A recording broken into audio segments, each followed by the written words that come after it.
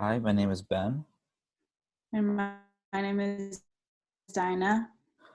and this is our slam recording for our 297S final project um, for Excel macros.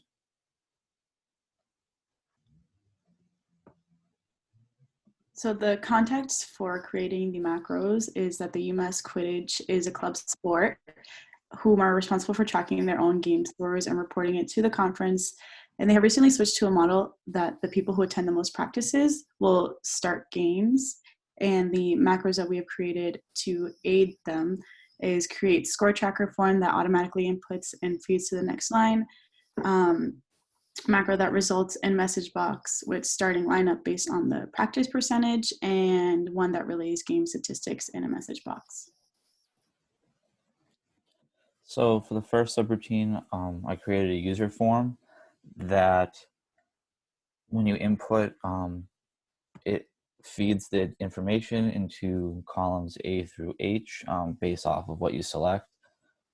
So on the leftmost picture, um, it needs a form. It needs a subroutine to initialize the form. That's like a blank form when you pull it up, and so all those values are blank except for the first team name, which is the UMass team, which will be played every time. So I automatically put it in there for the first team name, and then from there, in the bottom left picture, it has it makes sure you activate sheet 1 so that you're putting the data into the correct worksheet, and then each of the values are correlated to a different input box.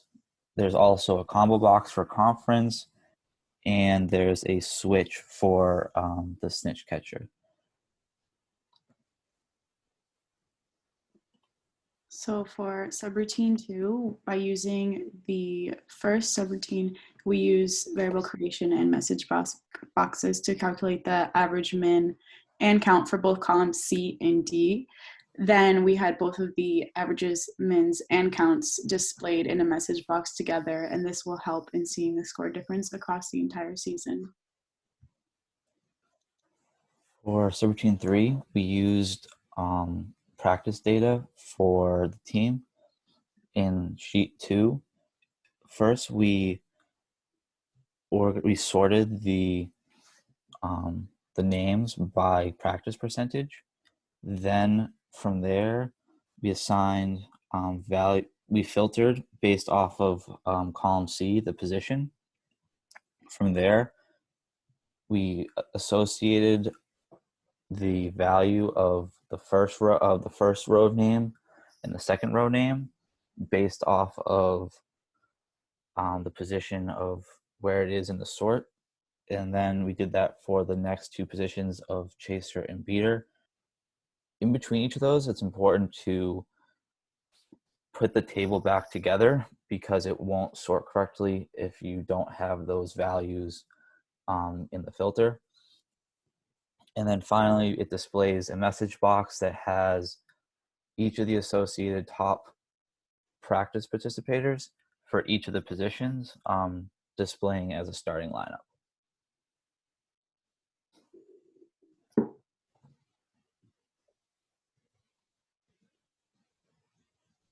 So lessons that we learned from creating all these subroutines and macros is, one, how to use user forms to input data using different types of input boxes.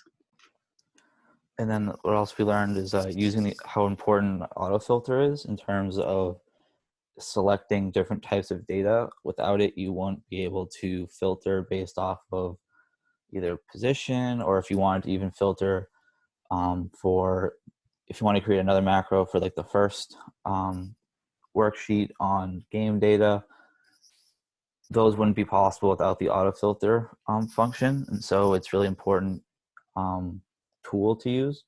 It's also, we learned the importance of resetting the table to refilter for another set of data. Without it, if you try to use the autofilter function, it won't be able to display anything because there's nothing in that current table that shows the new category. And so you have to put everything back together in terms of if you want to sort for chaser, you have to make sure chaser is showing as a filter option. Thank you.